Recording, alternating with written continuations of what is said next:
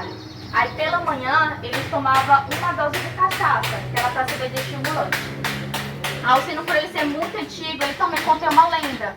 Fala que quem tocar esse sino aí desfaz totalmente a lenda da cabeça de boi. Porém, falam também que quem tocar o sino, se for solteiro, não casa mais.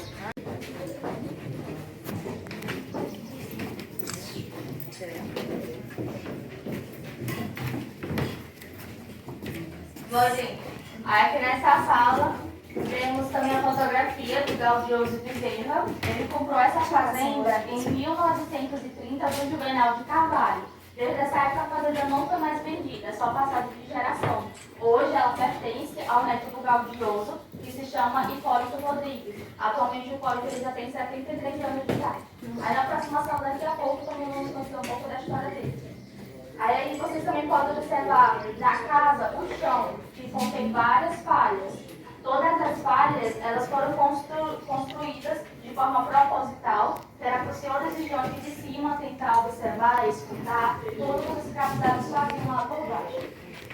Também nessa sala temos alguns instrumentos de tortura. Sala dos professores, Temos não aqui está a gaveteira, que prendia É de propósito, né? Não, nós temos que prendia os braços ou os tornozelos.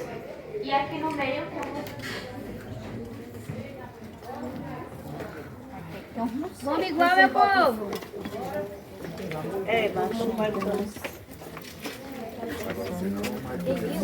Macho mais obscuro.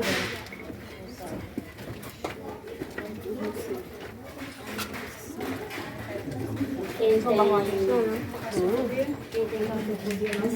nesse momento.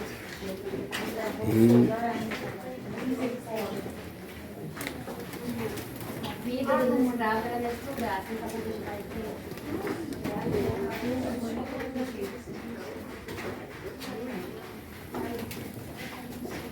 Ó, gente, ó. Aí agora vamos conhecer a senzala. Em torno da senzala toda morava cerca de 50 a 70 escravizados. Eram eles homens, mulheres e crianças. Não tinha idosos, porque a média de idade deles era dos 30 a 35 anos de idade. Depois daí era um difícil resistir a mais tempo. Aí aqui à frente temos a primeira cela de castigo. O escravizado ele era colocado aqui em cima com aquele instrumento vira-mundo, com a prestê lá na casa grande, que prende os pés e as mãos ao mesmo tempo. E eles eram empurrados até o final da cela. Quanto mais profundo, vai diminuindo o espaço, e quanto mais grave fosse o castigo, mais profundo o escravizado ele seria empurrado. Aí eles também eram separados por grades. Era colocado o escravizado, uma grade, outro escravizado, outra grade. E o que piorava a situação deles é porque lá no final o espaço era bem pequeno e não tinha nenhuma ventilação. Era muito quente. As únicas ventilações que tinha eram essas aqui da frente. Aí eles ficavam aqui dentro em torno de 3 a 4 noites. Caso eles cometessem rebeldia, desobediência, eram bem menores. Aí banheiros também aqui na senzala não tinha. Eles tinham que fazer as necessidades lá no canavial. Mas caso eles fizessem aqui durante a noite, qualquer horário, eles tinham que imediatamente limpar, já para o mosteiro não subir lá para a casa grande e isso não incomodar os filhos de gente. Mas aqui à frente... Isso aqui foi construído de forma proposital, que era para dificultar a vida dos escravizados, pois eles tinham, em média, 1,90 m a 2 metros de altura. Eles tinham que andar aqui curvados. Aí, durante a noite, quando eles estavam planejando alguma fuga, eles acabariam atacando a cabeça na madeira. E isso já chamaria a atenção do senhor de Gion lá na casa grande. Com isso, ele pedia para um feitor vir aqui embaixo conferir o que estava acontecendo. Se caso fosse algum escravizado que estivesse tentando fugir aqui da senzala, aí ele seria colocado aqui dentro da solitária. Ele era colocado aqui em pé, com as mãos para trás, e era fechada a porta. Naquela época, essa parede daqui para cá era reta.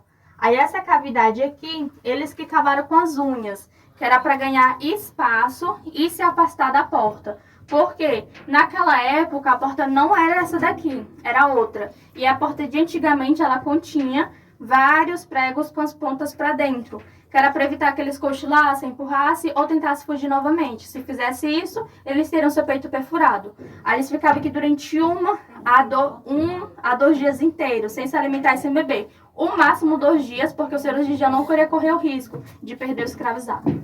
O escravo ficava nesse espaço? Era de 50 a 70. Aí, pessoal, aqui também temos as gargalheiras. Aí eles utilizavam aí para fazer um teste de resistência. Colocavam os 2 escravizados mais fortes aqui da senzala. Ao que conseguisse passar mais tempo e saísse desse castigo firme, forte, ele seria reconhecido como reprodutor. Só ele teria o direito de reproduzir. Os senhores de engenhos faziam essa seleção porque eles acreditavam que assim os filhos dos escravizados poderiam nascer fortes, saudáveis, com uma genética forte como a dos pais. Assim eles foram lucrando cada vez mais com isso.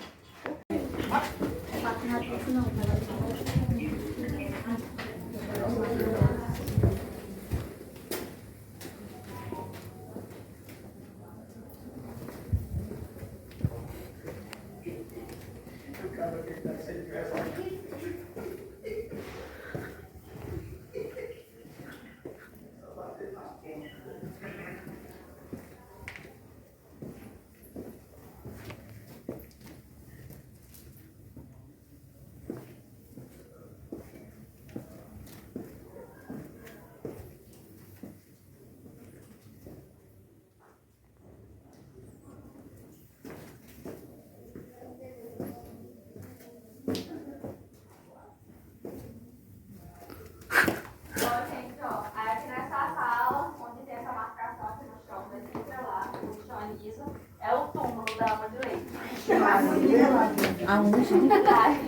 Ela foi enterrada nesse local e, como falei, o corpo dela se mantém aí até hoje, nunca foi retirado. Também nessa sala aqui, foi no tempo do Simeão Teles. O ano e a data certa a gente não sabe. São outras gargalheiras. Temos ali a pequena, a menor e a maior. Aí prendia o pescoço das crianças e adolescentes. Começava a partir dos 10 anos de idade. Aí aumentando de acordo com o tamanho e idade delas. E desse lado aqui é um acesso à casa grande, que era por onde as mucamas desciam com restos de comida. Ela chegava até esse portão e colocavam restos de comida aqui no chão. Como as mucamas, elas trabalhavam lá pela casa, elas não poderiam ficar aqui junto com os outros, já para que elas não pegassem piolhos, doenças e passassem para os senhores de engenho. Elas teriam acesso a uma cela espaçosa, separada aqui da senzala, que inclusive vamos conhecer agora, que fica aqui fora. Deixa eu espiar, não. Deixa eu filmar aí. O espaço grande.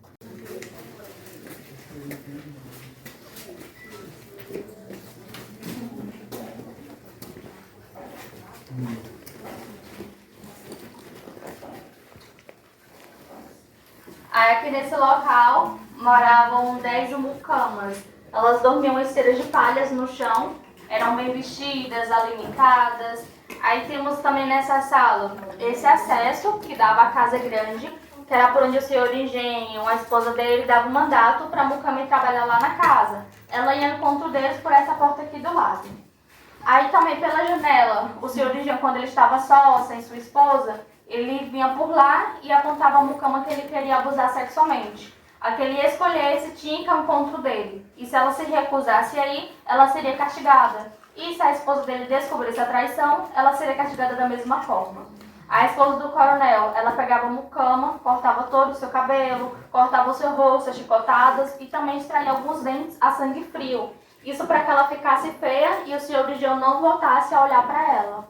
Aí após a esposa dele fazer isso, a mucama voltaria lá para a senzala. Aí havia outra seleção para escolher uma escravizada bonita, saudável, já para colocar no lugar dela. Aí isso era um ciclo sem fim. Também nessa sala aqui, temos algumas pinturas dos orixás.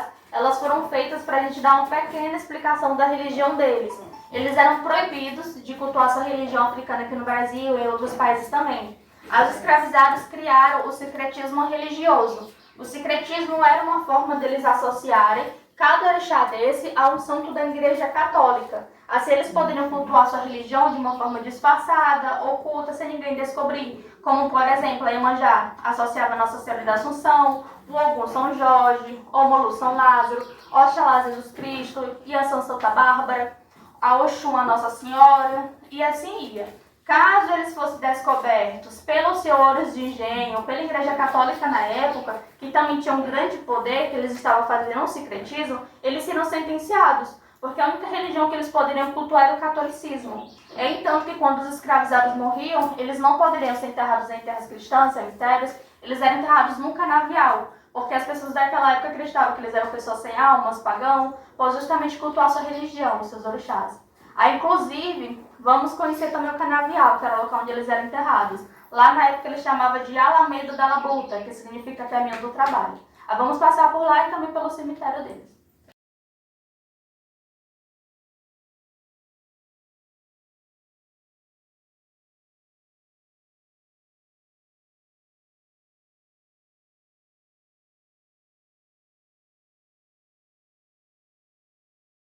Foi feita pelos britânicos que foram encontradas nas locadas. Todas elas foram retiradas e enterradas no cemitério aqui da cidade. Agora está só o local mesmo. Aí, de tudo aceita o canavial, na época continha 100 hectares de terra, hoje em dia já contém 524 hectares. Aí, como eu falei, eles trabalhavam no canavial por 13 horas sem falta nenhuma. Aqui também na frente, passa o Pacuti, onde eles eram permitidos de tomar banho após o trabalho. Só entrava no rio acorrentado e saía rapidamente, não era o banho completo. Agora a água do rio eles poderiam beber à vontade. Aí o nosso percurso, ele finaliza por aqui, espero que vocês tenham gostado. Para finalizar, temos a loja ali na frente. E também temos a degustação da cachaça, para ver se não